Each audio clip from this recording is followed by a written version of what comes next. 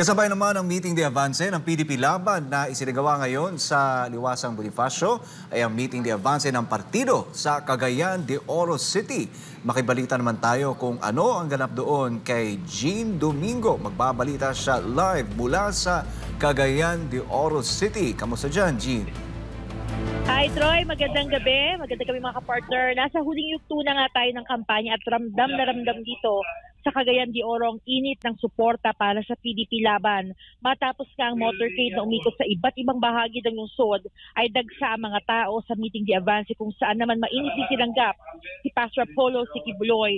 Umaga pa lang ay abala na ang mga taga Cagayan de Oro sa pagsalubong sa motorcade ng local at independent candidates kasama ang senatoriables ng PDP Laban. Lahat ng madaanan ng motorcade ay nagpahayag ng pagsaludo at bagamat di natin personal na nakausap ay madadama mo ang kanilang pagpapahayag ng suporta sa mga kasamang lokal na kandidato at syempre sa Duterte Senatoriables at kay Pastor Apollo Sikibuloy.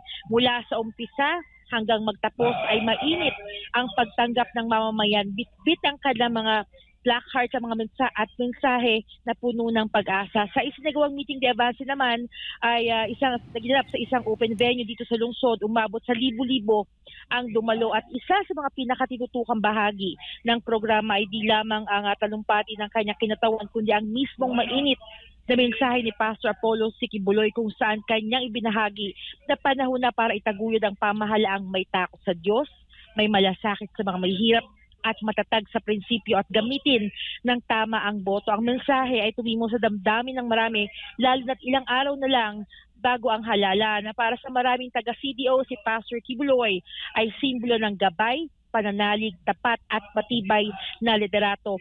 Sa mga huling araw ng kampanya, patuloy ang panawagan ng PDP Laban at ang kanilang mga taga-suporta para sa pagkakaisa at pagboto sa mga kandidatong may tunay na malasakit sa bayan. Yan ang pinakahuling ulat mula dito sa Cagayan de Oro City. Ako si Jean Domingo para sa Diyos at sa Pilipinas kong mahal. Balik sa iyo, Troy.